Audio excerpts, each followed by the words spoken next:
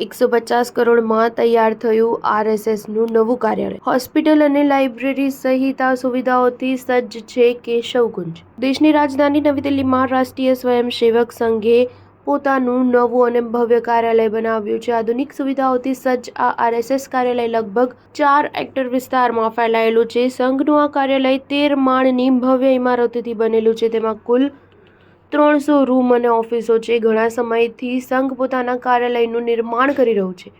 આ બાંધકામનું કાર્ય પૂર્ણ થયા પછી સંઘે તેનું કાર્યાલય જૂના સરનામે ખસેડ્યું છે. સૂત્રોએ જણાવ્યું હતું કે દિલ્હીના ઝાંડેવાલનમાં સ્થિત આરએસએસનું કેશવકુંજ કાર્યાલયના પુનઃનિર્માણ માટે લગભગ 150 કરોડ રૂપિયાનો ખર્ચ કરવામાં આવ્યો છે. આ ખર્ચ હિન્દુત્વ સંગઠનની વિચારધારા પ્રત્યે સહાનુભૂતિ ધરાવતા 75,000થી વધુ લોકોના યોગદાન દ્વારા એકત્ર કરવામાં આવ્યું છે, જેને પૂરું કરવામાં 8 વર્ષથી વધુનો સમય લાગ્યો હતો. આરએસએસ પ્રમુખ મોહન ભાગવત અને મહાસચિવ દત્તાત્રેય હોસાબલે 19 ફેબ્રુઆરીએ સંગઠનના દિલ્હી એકમના કાર્યકર સંમેલનમાં હાજરી આપશે અને ઝાંડેવાલન કાર્યાલયથી સંગઠનનું કાર્ય શરૂ કરશે. અહીં તમને જણાવી દઈએ કે સન 1962થી ઝાંડેવાલનમાં સંઘનું કાર્યાલય છે. અહીં બાંધકામ શરૂ થયા પછી વર્ષ 2016થી આરએસએસ ભાડાના સ્થળેથી પોતાની પ્રવૃત્તિઓ ચલાવી રહ્યું હતું. સૂત્રોના જણાવ્યા અનુસાર નવું કાર્યાલય અગાઉના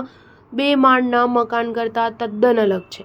આ કાર્યાલયને આધુનિક બાંધકામની તકનીકો અને પ્રાચીન સ્થાપત્યને જોડીને તૈયાર કરવામાં આવ્યું છે. ઇમારતની જાળીઓ અને સ્વસ્તિક ચિહ્નો મૂકવામાં આવ્યા છે. આ ઇમારતના ઓડિટોરિયમમાં આરએસએસના સ્થાપક કેશવ બલિરામ હેડગેવારની પ્રતિમા સ્થાપવામાં આવી છે. ગુજરાતના આર્કિટેક્ટ અનુપ દવેએ આ ઇમારતની ડિઝાઇન બનાવી છે. ઇમારતના 3 ટાવરને સાધના, પ્રેરણા અને અર્ચના નામ આપવામાં આવ્યા છે. આ ઇમારતમાં એક એસેમ્બલી હોલનું નામ વિશ્વ હિન્દુ પરિષદના અગ્રણી નેતા અશોક સિંઘલના નામ પરથી રાખવામાં આવ્યું છે. અશોક સિંઘલ રામ મંદિર નિર્માણ ચળવળ સાથે જોડાયેલા હતા. આ ઓડિટોરિયમમાં 463 લોકો બેસી શકે છે. તેની બાજુમાં આવેલા બીજા ઓડિટોરિયમમાં 650 પ્રેક્ષકો બેસી શકે છે.